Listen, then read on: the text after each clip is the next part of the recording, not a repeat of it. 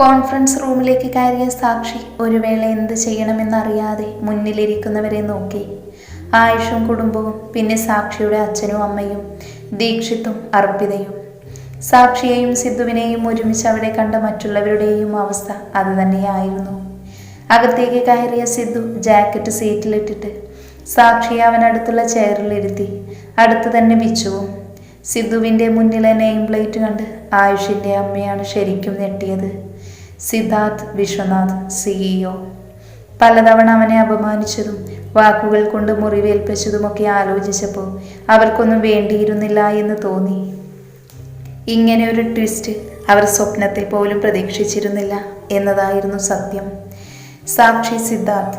സാക്ഷിയുടെ മുന്നിലെ name board കണ്ടപ്പോഴാണ് അവർ സാക്ഷിയോട് പറഞ്ഞ വാക്കുകൾ ഓർത്തത്. അവർക്ക് എവിടേക്കെങ്കിലും ഓടിപ്പോയി മതിയെന്ന അവസ്ഥയായി. പെട്ടെന്ന് ഡോറ് തുറന്ന് ഒരാൾ കയറി വന്നതും അവിടെയുള്ളവരെല്ലാവരും ചെയറിൽ നിന്ന് എഴുന്നേറ്റു. കയ്യിലെ ലാപ്ടോപ്പ് ബാഗ് ടേബിളിൽ വെച്ചിട്ട് സിദ്ധുവിൻ്റെ അടുത്തുള്ള ചെയറിൽ ആൾ വന്നിരുന്നപ്പോഴാണ് അവർ മുഖം വ്യക്തമായി കണ്ടത്. കിരൺ പ്രസാദ്. മുന്നിലെന്താ നടക്കുന്നത് എന്ന് മനസ്സിലാകാതെ ഒരു പ്രതിമ പോലെയായിരുന്നു സാക്ഷി. ഒരു കൂട്ടിന് വിച്ചുവിനെ നോക്കിയപ്പോൾ ചെക്കൻ ഇരുന്ന് ഫോണിൽ ഗെയിം കളിക്കുന്നു. പിന്നെ സാക്ഷിയും വിട്ടുകൊടുത്തില്ല. അടുത്തിരുന്ന സിദ്ധുവിൻ്റെ ഫോൺ പിടിച്ചു വാങ്ങി. പിന്നെ അവർ രണ്ടുപേരും കൂടി ക്യാൻഡി ക്രഷ് കളിക്കാൻ തുടങ്ങി. ഇതെല്ലാം കണ്ട് ഇതൊന്നും പുത്തിരിയല്ല എന്ന പോലെ സിദ്ധു നിന്നപ്പോൾ കിരണിൻ്റെ മുഖത്ത് നിറഞ്ഞ പുഞ്ചിരിയായിരുന്നു. സ്വന്തം അനിയനും അനിയത്തിയും കുറുമ്പ് കാണിക്കുമ്പോൾ ഒരു ചേട്ടൻ്റെ മുഖത്തുണ്ടാകുന്ന അതേ വികാരം. ഞാൻ പറയാതെ തന്നെ അറിയാലോ അല്ലേ എന്തിനാണ് എല്ലാവരും ഇവിടെ വന്നതെന്ന്.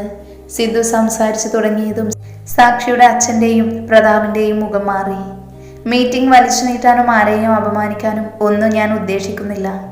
എന്തിനാണിപ്പോൾ ഇവിടെ എല്ലാവരും ഒത്തുകൂടിയത് എന്ന് ഞാൻ പറയാതെ തന്നെ അറിയാലോ. ചന്ദ്രദാസ് ആൻഡ് പ്രതാപ് സാറിൻ്റെ കമ്പനിയുടെ 65% ഷെയർ ഇനി മുതൽ മംഗലത്ത് ഗ്രൂപ്പിനായിരിക്കും. അതിനുള്ള ഡോക്യുമെൻസ് ആണ് മുന്നിലുള്ളത്. പിന്നെ ഡീൽ അനുസരിച്ച് ഇനി നിങ്ങളുടെ കമ്പനിയിൽ എന്ത് ചെയ്യണം വേണ്ട എന്നത് എൻ്റെ തീരുമാനമായിരിക്കും, എൻ്റെ മാത്രം. പിന്നെ ഫാമിലി ആയിട്ട് വരണമെന്ന് പറയാൻ കാരണം അവകാശികളെല്ലാവരുടെയും ഒപ്പ് വേണമല്ലോ. അല്ലെങ്കിൽ പിന്നെ ഞാൻ അതിൻ്റെ പുറകിൽ നടക്കേണ്ടി വരും. തൽക്കാലം എനിക്കതിനൊട്ടും സമയവും ഇല്ല. എൻ്റെ ഭാര്യയുടെയും അനിയൻ്റെയും പുറകെ നടക്കാൻ തന്നെ സമയം തികയാത്ത അവസ്ഥയാണ്. സിദ്ധു ഒപ്പിടാൻ പറഞ്ഞതും ചന്ദ്രദാസ് ആദ്യം നോക്കിയത് കിരണിനെയാണ്. കാരണം ഇതുവരെ അയാൾ വിശ്വസിച്ചിരുന്നത് കിരണാണ് ഇതെല്ലാം വാങ്ങുന്നത് എന്നായിരുന്നു. കിച്ചു ചേട്ടനെ നോക്കണ്ട അമ്മായിച്ച, ഇന്ത്യവരം ഗ്രൂപ്പാണ് കിരണിൻ്റെ എന്ന് നിങ്ങൾക്കറിയില്ലേ എന്നുണ്ടോ? ഇതും കിച്ചു ചേട്ടനും തമ്മിലൊരു ബന്ധവുമില്ല. പിന്നെ നിങ്ങൾക്ക് എന്നെ കണ്ടതുകൊണ്ട് ഇനി ഈ എഗ്രിമെൻ്റ് താല്പര്യമില്ല എങ്കിൽ ഇപ്പോൾ പറയണം, എനിക്കൊരു കുഴപ്പമില്ല. പക്ഷേ തരാനുള്ള പണം 24 മണിക്കൂറിനുള്ളിൽ എൻ്റെ മുന്നിലെത്തണം. പ്രതാപ് എന്തോ പറയാൻ പോയപ്പോഴാണ് സാക്ഷി എണീറ്റത്. എന്താ സച്ചു, എന്തെങ്കിലും? ഒന്നുമില്ല കണ്ണേട്ടാ, കുറേ നേരം കൊണ്ട് ഒരേ ഇരിപ്പല്ലേ. ഇനി കുറച്ചു നേരം ഞാനൊന്ന് നടക്കട്ടെ, നടുവേദന എടുക്കുന്നു. എങ്കിൽ ഒരു 5 മിനിറ്റ് നടന്നിട്ട് വാ നീ. സിദ്ധു പറഞ്ഞതും സാക്ഷി പുറത്തേക്ക് പോകാനായി ഇറങ്ങി. അപ്പോൾ തന്നെ വാലുപോലെ വിച്ചുവൻ സാക്ഷിയുടെ കൂടെ പോയി. സംസ്കാരമില്ലാത്തതിനൊക്കെ എടുത്ത് തലയിൽ കയറ്റി വെച്ച ഇങ്ങനെ ഇരിക്കും. ലോകത്ത് അവൾ മാത്രമേ ഉള്ളൂ ഗർഭിണി. കുറച്ചു നേരം ഒന്ന് ഇരുന്നു എന്ന് വെച്ച് എന്തെങ്കിലും സംഭവിക്കുമോ? ആയുഷിൻ്റെ അമ്മ പറഞ്ഞത് സിദ്ധു നല്ല വ്യക്തമായിട്ട് കേട്ടു. കാൽ ചുവട്ടിലെ മണ്ണ് ഒലിച്ചു പോകുമ്പോഴും എൻ്റെ പെണ്ണിനെ കുറ്റം പറയാനുള്ള നിങ്ങളുടെ തൊലിക്കെട്ടി ഞാൻ സമ്മതിച്ചു ആൻറ്റി. പിന്നെ നിങ്ങൾ പറയുന്നതെല്ലാം കേട്ട് മിണ്ടാതെ നിൽക്കാൻ ഞാൻ നിങ്ങളുടെ വീട്ടിലല്ല ഇപ്പോൾ. എൻ്റെ ഓഫീസിൽ വന്ന് എൻ്റെ ഭാര്യയെ കുറ്റം പറഞ്ഞ ഇപ്പം തരുന്ന മര്യാദ പോലും ഞാൻ കാണിക്കണമെന്നില്ല. ഇന്ന് പറഞ്ഞത് ഞാൻ ക്ഷമിച്ചു. പക്ഷേ ഇനി ഒരിക്കൽ കൂടി ഇത് ആവർത്തിച്ച എൻ്റെ തനി സ്വഭാവം അറിയും നിങ്ങൾ. എൻ്റെ ഭാര്യയെയും അനിയനെയും കുറിച്ച് മോശമായ ഒരു വാക്ക് പറയാൻ ഇവിടെ ഇരിക്കുന്ന ആർക്കും അവകാശമില്ല. എന്നെ പറഞ്ഞാൽ ഞാൻ സഹിക്കും, പക്ഷെ അവരെ പറഞ്ഞ് ഞാൻ കേട്ടു നിൽക്കണമെന്നില്ല. മനസ്സിലായോ? ദേഷ്യത്തോടെ സിദ്ധു പറഞ്ഞതുമെല്ലാം മനസ്സിലായി എന്ന പോലെ അവർ തലയാട്ടി. അപ്പോഴേക്കും പുറത്തേക്ക് പോയ സാക്ഷിയും വിച്ചുവും തിരിച്ചു വന്നിരുന്നു. എന്താടാ, ഇവൾ വീണ്ടും വൊമിറ്റ് ചെയ്തോ? സാക്ഷിയുടെ മുഖം കണ്ട് സിദ്ധു ചോദിച്ചപ്പോൾ വിച്ചു അതേയെന്ന പോലെ തലയാട്ടി. അപ്പോൾ തന്നെ ഫോണെടുത്ത് ആരെയോ വിളിച്ച് കരിക്കിട്ട് കൊണ്ടുവരാൻ പറയുന്ന സിദ്ധുവിനെ കണ്ട് അവിടെയുള്ളവരെല്ലാവരെയും അത്ഭുതത്തോടെ നോക്കിപ്പോയി. കുറച്ചു നേരം മുൻപ് വാക്കുകൾ കൊണ്ട് മറ്റുള്ളവരെ വരച്ച വരയിൽ നിർത്തിയ സിദ്ധാർത്ഥിൻ്റെ നിഴൽ പോലും അല്ലായിരുന്നു അത്. സാക്ഷിയുടെ അടുത്ത് ചെന്നിട്ട് വെള്ളം വേണോ കിടക്കണോ എന്നൊക്കെ ചോദിക്കുന്ന സിദ്ധു ഓഫീസ് സ്റ്റാഫിന് പുതുമയായിരുന്നു. പറയുന്ന കൂട്ടത്തിലെല്ലാം പറയണം കണ്ണാപ്പി. പിന്നെ ഇവരൊന്നും അറിഞ്ഞില്ല, നമ്മൾ പറഞ്ഞില്ല എന്ന് പറയരുത്. അതെന്താ ഇനി ഞങ്ങൾ അറിയാനുള്ളത്? ഇത് നിങ്ങൾ അറിയാനായി ഒന്നുമില്ലെങ്കിൽ കമ്പനിയുടെ പേര് മാറ്റുന്ന കാര്യമാണ്. നിങ്ങൾ രണ്ടുപേരും പാർട്ട്നേഴ്സ് ആയിരുന്നല്ലോ, അതുകൊണ്ടല്ലേ നിങ്ങൾക്ക് ഇഷ്ടമുള്ള പേര്. ഇപ്പോൾ അതിൻ്റെ പകുതിയിൽ കൂടുതൽ അവകാശം എനിക്കാണ്. സോ എനിക്കിഷ്ടമുള്ള പേര് കമ്പനിക്ക് ഇടാമല്ലോ. എന്താ നിങ്ങൾക്ക് എന്തെങ്കിലും എതിർപ്പുണ്ടോ? എതിർപ്പോ? ഞങ്ങൾക്ക് എന്ത് കുഴപ്പം? ഒരു കുഴപ്പവും ഇല്ല. എല്ലാം സാറിൻ്റെ ഇഷ്ടം. പുതിയ പേരെന്താ? S V Associates. S V? അതെ, എസ് വി. സാക്ഷി, വിഷ്ണു. ഇതെൻ്റെ അനിയനും ഭാര്യയ്ക്കും വേണ്ടി ഞാൻ വാങ്ങിയതാണ്. അവർ നോക്കും, വേണ്ടത് ഞാൻ പറഞ്ഞു കൊടുക്കും. പെട്ടെന്ന് സിദ്ധു അങ്ങനെ പറഞ്ഞത് വിച്ചു ഷോക്കടിച്ച പോലെ നിന്നു. ഇന്ന് രാവിലെ കൂടി അടിച്ചു പൊളിച്ച് നടക്കണമെന്ന് പറഞ്ഞ ചെക്കനാണ്. അവൻ്റെ അവസ്ഥ കണ്ട് സാക്ഷിക്ക് പാവം തോന്നിപ്പോയി. രണ്ടുപേരും നോക്കണമെന്ന് സിദ്ധു പറഞ്ഞെങ്കിലും ബേബി വന്നാൽ താൻ സേഫാണല്ലോ എന്നൊക്കെ ആയിരുന്നു അവൾ ചിന്തിച്ചു കൂട്ടിയത്. കരണ്ട് അടിച്ചതുപോലെ നിൽക്കേണ്ട വിച്ചു, ഞാൻ കാര്യമായിട്ട് തന്നെയാണ് പറഞ്ഞത്. 1 വർഷം കൂടി രണ്ടുപേർക്കും അടിച്ചു പൊളിക്കാൻ ഞാൻ തരും. അത് കഴിഞ്ഞ് മര്യാദയ്ക്ക് ഇത് നോക്കി നടത്തണം. നീയൊക്കെ ഒന്നും നോക്കണ്ട എന്ന് ഞാൻ പറഞ്ഞത് വെറും വാഗ്ദാനം മാത്രം, നടക്കില്ല. പിന്നെ കൂടെ MBA ചെയ്യുകയും വേണം. ദുഷ്ടൻ. അമ്മാളുവിന് ട്രസ്റ്റ്. എനിക്ക് പണി നടക്കില്ല. എനിക്ക് നോക്കണം കുഞ്ഞിനെ. അമ്മാളുവിന് എവിടെ റെസ്റ്റ്? കുഞ്ഞിന് 1 വയസ്സ് കഴിഞ്ഞുള്ള കാര്യമാണ് ഞാൻ പറഞ്ഞത്. രണ്ടുപേരും പണിയെടുക്കണം. അതിന് നോ കോംപ്രമൈസ്. നിങ്ങളുടെ കുടുംബക്കാരെ പറയാൻ ഞങ്ങളിവിടെ പിടിച്ചിരുത്തിയത് എന്തിനാ? അല്ല, അറിയാൻ പാടില്ലാത്തതുകൊണ്ട് ചോദിക്കുക. ശരിക്കും ഈ കൊച്ചിൻ്റെ അച്ഛൻ സിദ്ധാർത്ഥാണോ വിഷ്ണുവാണോ? ആയുഷിൻ്റെ അമ്മ സിദ്ധുവിനെ നോക്കി പുച്ഛം വാരി വിതറി ചോദിച്ചതും അടുത്തിരുന്ന മേശയിലെ ഗ്ലാസ് പൊട്ടിയതും ഒരുമിച്ചായിരുന്നു. ദേഷ്യം കൊണ്ട് വിരച്ച മുഖം ചുമന്ന് നിൽക്കുന്ന വിച്ചുവിനെ കണ്ട് അവിടെ നിന്നവർ പോലും ഒന്ന് പേടിച്ചു. ഒരിക്കൽ നിങ്ങളോട് പറഞ്ഞു ഞാൻ, ആവശ്യമില്ലാത്ത കാര്യം പറയരുതെന്ന്. 1 തവണ നിങ്ങളിത് പറഞ്ഞപ്പോൾ ഞാൻ മിണ്ടാതെ നിന്നത് വെറുതെ ഒരു വഴക്ക് വേണ്ട എന്ന് വിചാരിച്ചിട്ടാണ്. പക്ഷെ എപ്പോഴും അങ്ങനെ ആയിരിക്കണമെന്നില്ല. ഇപ്പം മേശയിലെറിഞ്ഞത് നിങ്ങളുടെ തലക്കടിക്കാൻ അറിയാം എനിക്ക്. അത് ചെയ്യാൻ എനിക്കൊരു മടിയുമില്ല. ഏട്ടത്തിയമ്മ എന്നാൽ അമ്മ തന്നെയാണ്. എൻ്റെ സംസ്കാരം അതാണ്. പിന്നെ സ്വന്തം ചേട്ടൻ്റെ ഭാര്യ മറ്റൊരർത്ഥത്തിൽ നിങ്ങളുടെ ഭർത്താവ് കാണുമെന്ന് വെച്ച് കുടുംബത്തിൽ പിറന്ന ആൺകുട്ടികൾ ആ ഗണത്തിൽ കൂട്ടരുത്. നിങ്ങളുടെ വീട്ടിലെ ആണുങ്ങൾക്ക് നട്ടലിന് ബലമില്ല എന്ന് വെച്ച് വെറുതെ എന്നെ ചൊറിയാൻ വന്ന പ്രായം ഞാൻ മറക്കും. സമാധാനം എനിക്ക് പണ്ടേ കുറച്ച് കുറവാ. ഇവിടുത്തെ ഫോർമാലിറ്റീസ് ഒന്നും കഴിഞ്ഞില്ലല്ലോ. മര്യാദയ്ക്ക് അവിടെ പോയി ഇരിക്കു കിളവി, എൻ്റെ കൈക്ക് പണിയൊപ്പിക്കാതെ. ദേഷ്യത്തോടെ മാസ ഡയലോഗ് അടിച്ച് തിരിഞ്ഞ വിച്ചു കാണുന്നത് കുനിഞ്ഞിരുന്ന് ചിരിക്കുന്ന സാക്ഷിയാണ്. സിദ്ധുവിൻ്റെയും അവസ്ഥ അതുതന്നെ. കിച്ചുവും അർജുവും പിന്നെ ചിരി കടിച്ചു പിടിച്ചിരിക്കുന്നു. ദേ അമ്മാളു, വെറുതെ ചിരിക്കാൻ നിന്നാലേ കൂടെ കളിക്കാൻ ഞാൻ വരില്ല, കേട്ടല്ലോ. ഭീഷണി പോലെ വിച്ചു പറഞ്ഞതും സാക്ഷിയുടെ ചിരി സ്വിച്ചിട്ടതുപോലെ നിന്നു. കാര്യങ്ങളെല്ലാം പറഞ്ഞു തീർത്ത സ്ഥിതിക്ക് ഡോക്യുമെന്റ്സ് സൈൻ ചെയ്യാം. കിച്ചു പറഞ്ഞതും എല്ലാവരും മുന്നിലിരുന്ന ഫയൽസ് വായിച്ചു നോക്കി ഒപ്പിട്ടു. അല്ല, ഇതിൽ കുഞ്ഞു ഒപ്പിടണ്ടേ? അവൾക്ക് കൂടി ഉള്ളതല്ലേ എല്ലാം. അവളെ 1 വർഷം മുൻപേ എഴുതി തള്ളിയതല്ലേ തെച്ചുചേട്ടാ. സച്ചുവിൻ്റെ പേരിലുള്ളതെല്ലാം ഇനി അവൾക്ക് ആവശ്യമില്ല എന്ന് ചന്ദ്രൻ അങ്കിള് 6 മാസം മുൻപ് എഴുതി വാങ്ങിയിരുന്നു. എനിക്ക് ആക്സിഡന്റ് പറ്റിയ സമയം.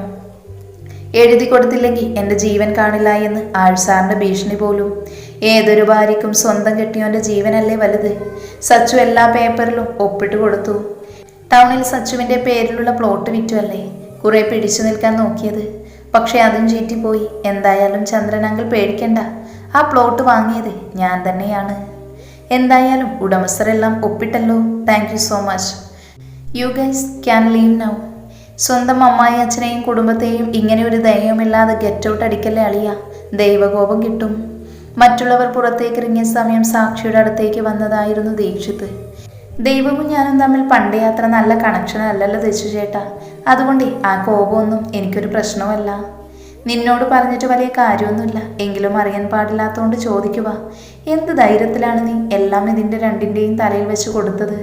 നോക്കുമെന്ന് നിനക്കത്ര ഉറപ്പുണ്ടോ? നോക്കുമെന്ന് എനിക്ക് വലിയ ഉറപ്പൊന്നുമില്ല. സ്വന്തമായി ഒരു ചെറിയ കമ്പനി ഇട്ട് കൊടുത്താൽ രണ്ടും കൂടി എങ്ങനെയാണ് ബിസിനസ് എന്ന് സ്വയം പഠിക്കുമല്ലോ. അല്ലാതെ എപ്പോഴും എൻ്റെ വാലിൽ കടിച്ചു തൂങ്ങി നിൽക്കേണ്ട. പിന്നെ വിജയിക്കാനാണെങ്കിലും പൊട്ടാനാണെങ്കിലും രണ്ടും കൂടി ചെയ്യട്ടെ. എനിക്കതിലൊരു ബന്ധവുമില്ല. നിങ്ങളൊരു ചേട്ടനാണോടെ ചേട്ടാ. സ്വന്തം അനിയനോടും ഭാര്യയോടും ഇങ്ങനെ ഒരു കാര്യം ചെയ്യുന്നതിന് മുൻപൊന്ന് ആലോചിച്ചോ മനുഷ്യ? ഞങ്ങൾ 2 പിഞ്ചു പൈതങ്ങളാണെന്ന് 1 വർഷം പോലും തലയിലെ മുട്ടത്തോടൊന്ന് നന്നായിട്ട് പൊട്ടിയത് പോലുമില്ല. അത് പൊട്ടാനെങ്കിലും സമയം തന്നൂടെ? ദേവിച്ചു മുട്ടത്തോട് പൊട്ടാത്തൊരു കുഞ്ഞുവാവേ കുറച്ചു മുൻപ് പറഞ്ഞതൊക്കെ ഞങ്ങളെല്ലാവരും കേട്ടതാണ്. അപ്പോൾ തോന്നിയില്ലല്ലോ നീ കുഞ്ഞാണെന്ന്. കയ്യിലിരിപ്പ് കിളവന്മാരുടെയും, എന്നിട്ട് കുഞ്ഞാണ് പോലും. നീ രണ്ടും കൂടി കോളേജിൽ ഒപ്പിച്ചു വെക്കുന്നതൊക്കെ ഞാൻ കാണുന്നുണ്ട്. സച്ചുവിന് വൊമിറ്റ് ചെയ്യണമെന്ന് പറഞ്ഞ് ക്ലാസ്സിൽ നിന്ന് ഇറങ്ങിയ ക്യാൻറ്റീനിൽ പോയി ഫുഡ് അടിക്കുക, വീട്ടിലേക്ക് വരുന്നതിന് പകരം ബീച്ചിൽ പോയി ഐസ്ക്രീമും കപ്പലണ്ടിയും എല്ലാം വാങ്ങി കുറിച്ചുകൊണ്ട് സമയം കളയുക, സച്ചുവിന് ആരെങ്കിലും കമൻ്റ് അടിച്ചാൽ അവരെ പോയി പഞ്ഞിക്കിടുക, ഇതൊക്കെയല്ലേ രണ്ടും കൂടി കാണിക്കുന്നത്. എന്നിട്ട് എന്തെങ്കിലും എന്നോട് പറയുമോ? അതില്ല. സാധാരണ ചേട്ടൻ്റെ ഭാര്യയും അനിയനും തമ്മിൽ ഒരകലം കാണും. ഇതാണെങ്കിൽ അടയും ചക്രയും.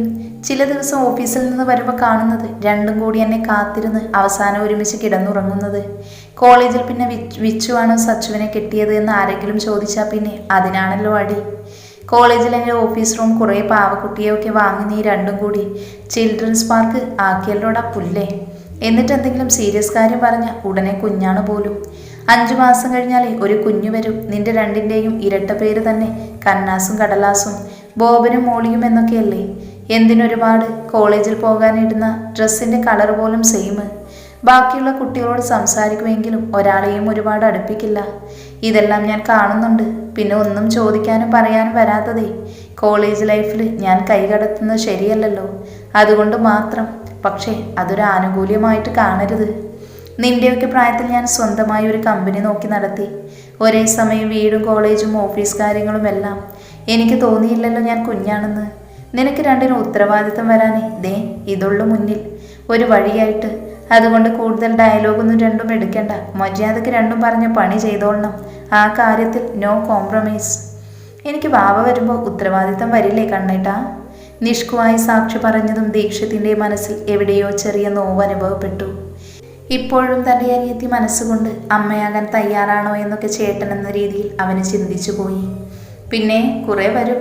കുഞ്ഞ് വന്നു കഴിഞ്ഞാൽ പിന്നെ ഞാൻ നോക്കേണ്ടത് 3 കുഞ്ഞുങ്ങളെയല്ലേ. ഇവിടെ നിന്ന് വെറുതെ എൻ്റെ സമയം കളയാതെ ബോബനും മോളിയും കൂടി എൻ്റെ ഓഫീസിൽ പോയിരുന്നു. പിന്നെ ഒരു കാര്യം, അവിടെയുള്ള ഫയൽ എന്തെങ്കിലും കൈകൊണ്ട് തൊട്ട ഓഫീസാണെന്ന് നോക്കില്ല, രണ്ടിനും എൻ്റെ കയ്യിൽ നിന്ന് വാങ്ങിക്കും. ഭീഷണി പോലെ സിദ്ധു പറഞ്ഞതും സാക്ഷിയും വിഷ്ണുവും അവനെ കോക്രി കാണിച്ച് റൂമിൽ നിന്ന് ഇറങ്ങിപ്പോയി. അതെല്ലാം കണ്ട് ചിരിയോടെ സിദ്ധു നിന്നപ്പോൾ ദീക്ഷിത്തിൻ്റെ മുഖം മുഴുവൻ ടെൻഷനായിരുന്നു. എല്ലാവരും പുറത്തു പോയി. ഇനിത് വെച്ചു ചേട്ടൻ അവിടെ ഇരിക്ക്, ബാക്കി കാര്യങ്ങൾ നമുക്കിരുന്ന് സംസാരിക്കാൻ മളിയാ. എനിക്ക് നിന്നോടൊരു കാര്യം ചോദിക്കാനുണ്ട് സിദ്ധു. ഒരു ചേട്ടൻ്റെ ആദ്യമായി ഈ ചോദ്യത്തിന് നീ കണ്ടാൽ മതി. പക്ഷെ ചോദിച്ചില്ലെങ്കിൽ എന്നോട് സംസാരിക്കാൻ എന്തിനാ ചേട്ടനൊരു ടെൻഷൻ? കാര്യം പറ. കുഞ്ഞി അവൾക്കിപ്പോഴും കുട്ടിക്കളിയാണോ? നല്ലൊരു അമ്മ ആകാൻ അവളെ കൊണ്ട് പറ്റുമോ? ഇതൊക്കെയല്ല ചേട്ടൻ്റെ മനസ്സിലെ പേടികൾ. തൻ്റെ മനസ്സ് മനസ്സിലാക്കിയെന്ന പോലെ സിദ്ധു ചോദിച്ചതും ദീക്ഷിത് അതേ എന്ന പോലെ തലയനക്കി. ഇവിടെ കുഞ്ഞ് കളിച്ചു നടക്കുന്നു എങ്കിലും കാര്യം വരുമ്പോൾ അവൾ നല്ല സ്ട്രോങ് ആണ് തെച്ചുവേട്ട. എനിക്കെന്തും പറയാൻ പറ്റുന്ന, ഏത് വിഷമത്തിലും സന്തോഷത്തിലും എന്നെ ചേർത്ത് പിടിക്കുമ്പോൾ എൻ്റെ പല ടെൻഷനും അവളുടെ ഒരു തലോടിൽ മാഞ്ഞു പോകാറുണ്ട്. വിച്ചുവിന് വെറും ഒരു കൂട്ടുകാരി മാത്രമല്ല സച്ചു, അവൻ അമ്മ തന്നെയാണ്. ഞാൻ കന്നാൾസും കടലാസും എന്നൊക്കെ പറയുമെങ്കിലും പല കാര്യങ്ങളും സച്ചു പറയുന്നതിന് അപ്പുറവും വിച്ചു ചെയ്യാറില്ല. ചില ദിവസം 1, 2 പറഞ്ഞ് വിച്ചു എന്നോട് ചൂടാകും. സച്ചു ഒന്ന് വൈച്ചു എന്ന് നീട്ടി വിളിച്ച അവന് പിന്നെ ഒരക്ഷരം എതിർത്ത് പറയില്ല. അവളെ പേടിയാണ്. എൻ്റെ പെണ്ണ് തൊട്ടാവാടിയാണ്. ആരുടെ നേരെയും തിരിച്ചൊന്നും പറയില്ല. അതൊക്കെ എനിക്കും അറിയാം. പക്ഷേ എപ്പോഴും അവൾ അങ്ങനെ ആയിരിക്കണമെന്നില്ല. സ്വന്തം വീട്ടിൽ ഒരുപാട് നിയന്ത്രണങ്ങളോട് വളർന്നതുകൊണ്ട് തന്നെ അവളിനി സ്വയം സ്മാർട്ടാകണം. അതിന് വേണ്ടത് ഞാൻ ചെയ്യാറുണ്ട്. പിന്നെ കുഞ്ഞിൻ്റെ കാര്യം, ഡോക്ടർ സച്ചു കുട്ടിയാണ് എന്നൊക്കെ പറഞ്ഞ് കുഞ്ഞിനെ വേണോ എന്ന് ചോദിച്ചപ്പോൾ എൻ്റെ കുഞ്ഞിനെ കൊല്ലാൻ എനിക്ക് ജീവനുണ്ടെങ്കിൽ ഞാൻ സമ്മതിക്കില്ല എന്നൊക്കെ പറഞ്ഞ് വഴക്കുണ്ടാക്കിയത് സച്ചു തന്നെയാണ്. പിന്നെ അവരെ പൊതിഞ്ഞു പിടിക്കാൻ ഞാനില്ലേ? എനിക്ക് ജീവനുള്ള കാലം വരെ ഞാൻ നോക്കും അവരെ. നിനക്കൊരിക്കൽ പോലും സാക്ഷിയോടും വിച്ചുവിൻ്റെയും ബന്ധത്തിൽ സംശയം തോന്നിയിട്ടില്ല സിദ്ധു? ഒരു ചെറുചിരിയോടെ കിച്ചു ചോദിച്ചതും സിദ്ധു ഒന്നുകൂടി കസേരയിലേക്ക് ചാഞ്ഞു കിടന്നു. എൻ്റെ ജീവനും ജീവിതവുമാണ് അവർ രണ്ടുപേരും. ഒന്നിൻ്റെ പേരിലും അവരെ എനിക്ക് സംശയിക്കാൻ പറ്റില്ല, എൻ്റെ മരണം വരെ. അതൊക്കെ വിട് നീ.